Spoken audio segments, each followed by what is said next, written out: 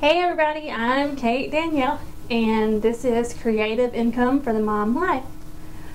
Let me tell you, today's video has been a doozy. This is the third take, and hopefully it will go well. The first time, I didn't turn on my mic, and the second time, my camera card filled up before I even sat down in my chair, and I didn't know it until I was done with my whole spiel. But anyways, today we're talking about creating your visual brand. And while there are many elements to think about when building a brand, such as who your target audience is, how you want to make them feel, when it comes to the visual brand, I like to take a personal look at it and look at what attracts you aesthetically. So one way you could do that is start thinking about the clothes you wear. Is there a color that you wear all the time, or a print? What about it do you like? Is there something that you like to buy all the time? For me, it's pretty notebooks. So I could go through my notebooks and see what it is that is drawing me to them and start picking out consistencies of whether it's a certain color or a certain design element. And you could even take snapshots of these things. You could take snapshots while you're walking through the mall or anywhere and start collecting photos and pick out the common threads in that. And you can always go onto Pinterest and start pulling images there and color palettes and start creating a collection. So once you've done all this, it's then going to be important to decide what are going to be the main elements of your visual brand. One, you need a logo, and I can help with that. I actually have some pre-designed logos in my Etsy shop that you can purchase. Two, you need to decide what are the colors you're going to use. I like to have one or two main colors, an accent color, and maybe some neutral colors. And then you also need to have 2 or 3 key fonts that you're going to use across the board. And you're going to use these elements on all of your visual material that you put out there. Websites, social media images, anywhere. You want to be consistent. And to help you stay consistent, I have as your bonus download today a brand board template where you can pull in your logo, your fonts, the colors you've decided to work with, and any inspirational elements that help to build your brand. And I'm going to walk you through how you can do that in Photoshop, or if you don't have Photoshop, I'll show you how you can use it in Canva. Okay, so here is the Photoshop version of the brand board template. And to get started, I am just going to go to Pinterest real quick and pull in some inspirational photos. But like I said, these can be photos you take on your phone or have gotten anywhere. It's important to know that if you're pulling these in from Pinterest or Google, that you cannot use these photos in your actual design because they're not yours. You can just use them as inspiration. But you can always go to somewhere like Creative Market to find images and graphics to purchase and use commercially. So this is kind of a cool image. So I'm going to copy that, and I'm just going to paste it in here.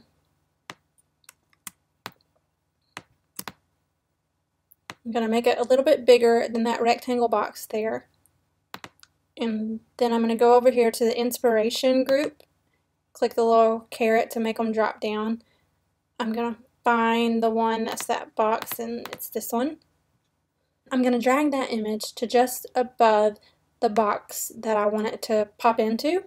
Then you're going to hold the Alt or Option key down, and with your mouse hover right in between those layers and click, and then it pops it right in there.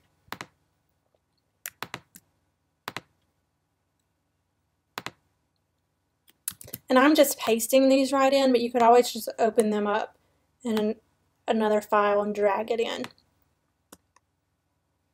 And again, I'm just going to make sure that's going to overlap the box. I'm going to drag it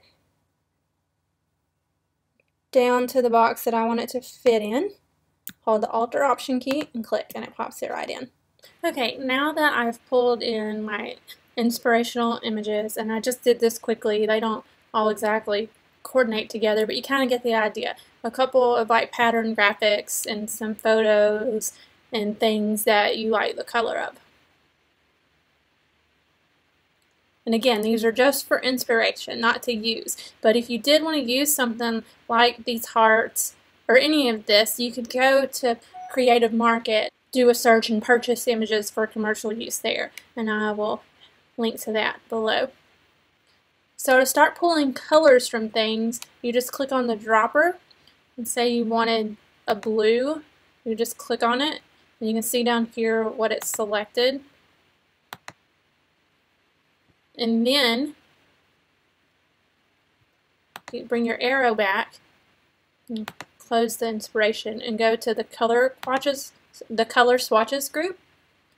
Pick your first circle.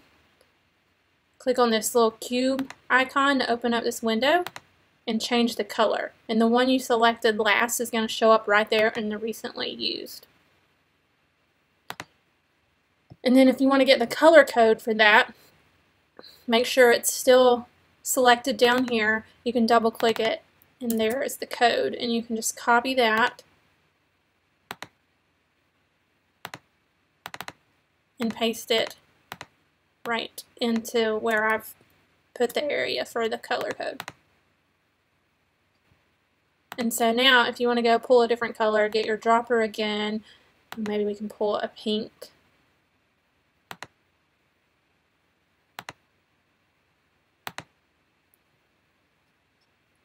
And we'll go pick our second circle and change the color a bit. And then you could get the color code again. But say you're not really loving how your color combination's coming together, but at this point you know that you want to do something with blues and pinks. So you can always go back into Pinterest and blue and pink color palette and paste it in and pick your colors from it. So say you wanted to use like that shade of blue instead, so you would go back to your circle and use that blue. And then once you were done with this, you could then put this in your inspiration if you wanted to, or delete it once you pulled all the colors. One thing to note is when you have your arrow tool, if you have auto select check, then you can just click around instead of having to come over and find the right layer. Just click on everything. So that's how you insert your design inspirations into the blocks below and your colors. And everything else is pretty simple. You would just drag your logo in, you would click on the font, double click in there, choose a font. I would like, you should put the font name and then samples of the font. And some people like to have alternate logos, so say if you pick a logo that's very colorful, you might want to have a black version or a white version. And some people like to have little logo icons too.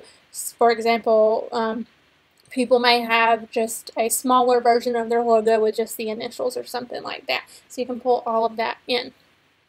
If you don't have Photoshop, I do have a JPEG version of the template that you could pull into Canva. You will just go to Uploads, upload your own images, find the brand board JPEG, and drag it onto your canvas. And everything was just labeled for you to pull it all in. So you would upload your logo, which I have one in here, and then resize it to fit. I also have an alternate logo.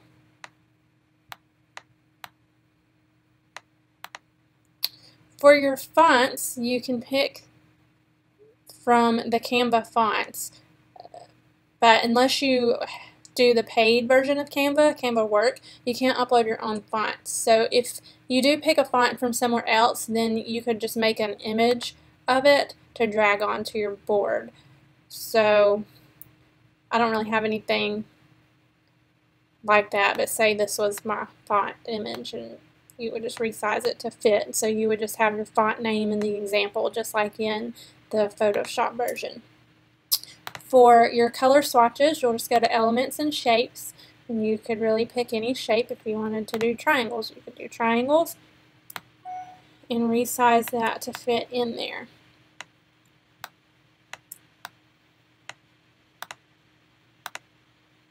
and then you can enter color codes if you have those, or just pick from here and match it up that way.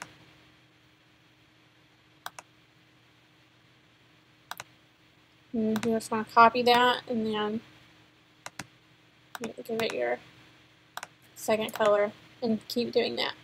And for your design inspiration, you would just drag images in the same way we have with everything else and resize them to fit. It's not going to be the same template as in the Photoshop version. One thing that you can't do in Canva is pull colors from these images. Designseeds.com is a great place where you can go get color codes.